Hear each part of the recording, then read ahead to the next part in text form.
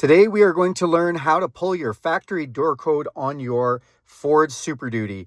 I'm in a 2026 F350 right now. This works on a F250, F450, F550, whatever you have, 2026. This actually works for older models as well, but we're doing 2026 today.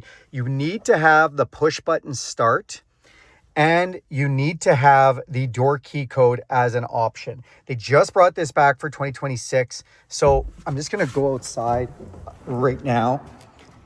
If you've got one of these, that's an option for 2026. If you don't, if it looks like something else or you don't have that, you're not getting a door key code. All right, what we need to do is have both keys. And if you've got a center console, you need that as well.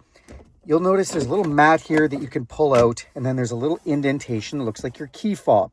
What that's for is it's a bypass in case your battery is dead in this, you don't have a battery in this, or the signal is interrupted.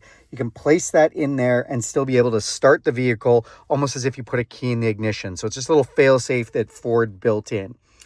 Now, what we're going to do is use it to pull the door key code. So what we do is we place this in here, and you can see it kind of fits in there the one way. We're going to press this and count to 8. 1, 2, 3, 4, 5, 6, 7, 8. Turn that off, pull that out. We're going to take the other one and put it in there and press this button again. And then we just wait. And it kind of comes up quickly and then goes away. But we just wait for it. There you go. There was the factory code. And now you can kind of see how that's done. Now, the things that I've found is when we're initially putting that first key in, we need to just wait about 8 seconds. And then we need to transfer those keys fairly quickly. And you can see this door key code now has stayed up for a while. It's gone now and it probably won't come back up, but it kind of comes up twice.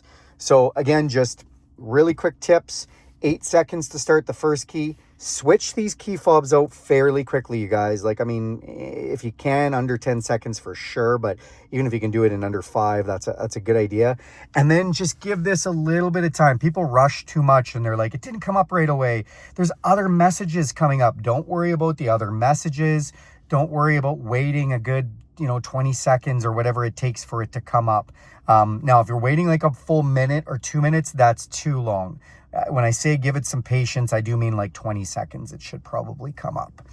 Now you know what I know. Do me a big favor. If you like this video, give it a big thumbs up. If you want to help this channel, go ahead and hit the subscription button, and that will help me out big times. If you want to see more content like this, hit that bell icon. You'll be notified every time I make a video. If you have questions on this content, if it didn't work for you, or if it did, if you want to see any other content, go ahead and throw that in the comments section.